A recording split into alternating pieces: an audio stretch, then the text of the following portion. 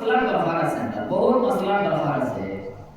এই নিকাহর আগে আমরা লাগিয়া কোন জিনিসে নিকাহ যায়, কিতা শব্দ জবানে উচ্চারণ করলে নিকাহ যায় কিনা, এটা জানিয়ে আমরা সবাই বিবাহ করি না। এটা বহুত মানুষ কিচ্ছু জানেন না আর বিবাহ করে চলে। আর বাদে ওরা বহুত শব্দ বলছে বিবাহ গেছে কি ওর সময় মাসলা জানা তাই চলে। নামাজ পড়ে গেলে মাসলা জানা কি নামাজ হওয়ার আগে জানো। এক মাসে নামাজ পড়ে আসে, পড়ে গেলে জানবো নি নামাজ কোন জিনিসে বাঁচিতে হয় না আগে জানো।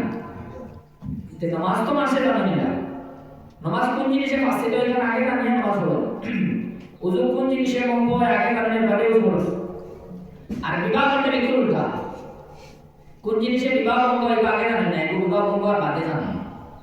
ওখানে একটা ভুল জরুরি যেটা উযুর আগে উযু কোন জিনিসে যায় জানা জরুরি, নামাজ পড়তে হলে নামাজ কোন জিনিসে যায় জানা জরুরি, বিবাহ করতে হলে বিবাহ কোন জিনিসে যায় এখানে জানা জরুরি।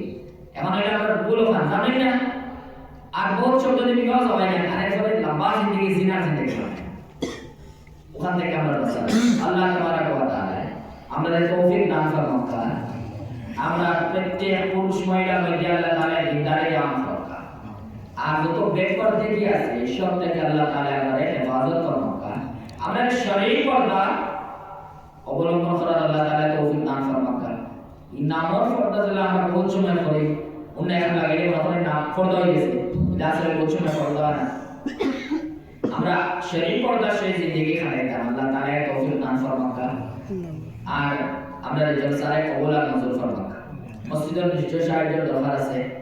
আমরা জানার সরজলাইছে আল্লাহ সদকা খায়রাত করুন মসজিদের সাহায্য লাগে। আল্লাহ তাআলা তামাম সদকা খায়রাতের কবুল আর মঞ্জুর করুন।